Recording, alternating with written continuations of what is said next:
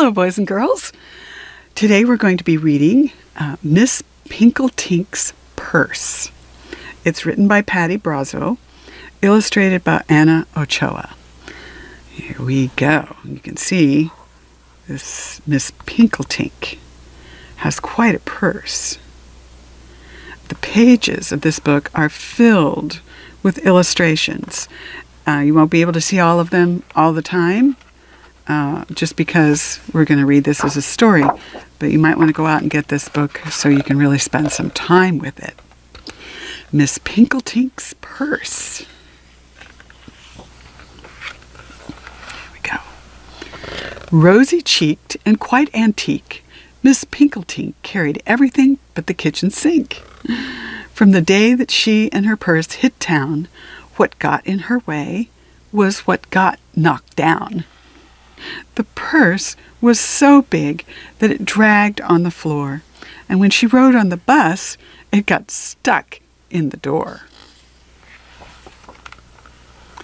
She plowed down the flowers in Vita's rose bed, bumping a hoe that hit Sam in the head.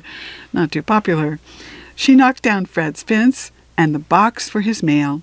Then she set her purse down on his cockapoo's tail. Ouch! Ouch!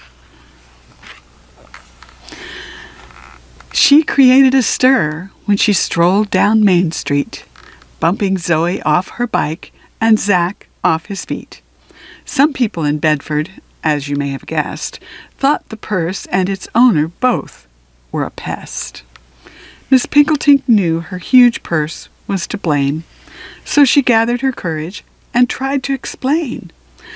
Sometimes it's a blessing, sometimes it's a curse, but all that I have in my purse. Most people in Bedford didn't have to think twice. They could see right away that the lady was nice.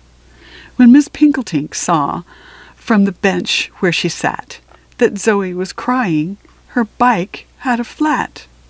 The old woman pushed back her tatted pink cape, reached into her purse, and pulled out some tape. Then Zach needed help. His car wouldn't start. He had the right tools, but he needed a part. As Zach and his friends watched with hope and with wonder, she dove into her purse and came up with a plunger. She gave Nicky a rake and Donald a comb. She gave Vita's white kitty cat, Phoebe, a bone. Miss Pinkeltink's gifts never quite hit the mark, but she gave what she had, and she gave from the heart. Then Miss Pinkeltink looked in her purse in dismay. It was empty. She'd given her treasures away. But she took one more look in her bag's deepest folds and found something there a mere purse couldn't hold. She saw all the pleasure her gifts could provide, and it gave her a wonderful feeling inside. She slept all that night underneath the big willow, with her cape as a blanket, her purse as a pillow. Looking into the night through her room's window pane, Zoe saw Miss Pinkeltink in the rain. And she thought to herself, who sleeps in a park? Why sleep all alone where it's cold, wet, and dark? She pictured the tape for the flat on her bike, the tape she'd been given to make it all right. Then a super idea popped into her mind. We must do something special for someone so kind. Zoe phoned all her friends and told them her scheme, and they all got on board and worked as a team. They called up their neighbors, each woman and man. They told everyone about Zoe's great plan. Miss Pinkeltink slept on her tree-sheltered bed as the willow's green leaves turned gold, then to red. One night it grew cold, and the dew soaked her clothes. Then the frost settled down on her cheeks and her nose.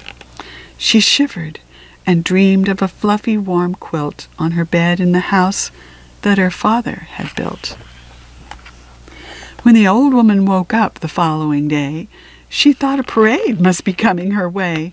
All the people from the town carried boxes and gifts, and they led her up Main on a mystery trip.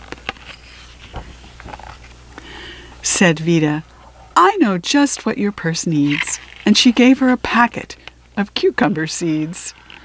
"Your purse needs a toaster," said Zach with a wink. "Your purse needs a blanket, some sheets, and a sink." Said Nicky, "I think that your purse needs a bed and a couch and a table and chairs," added Fred. They stopped on a lawn after walking a while, and they faced the old woman, each wearing a smile. "Your purse needs a stove. Your purse needs a phone." Then they all stepped aside, and your purse needs a home.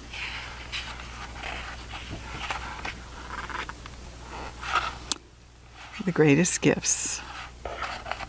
The end. And in the back, it talks about homelessness. And if this is something that you would like to explore with your children, this is the perfect book to do it. So until we read together again, bye-bye, boys and girls.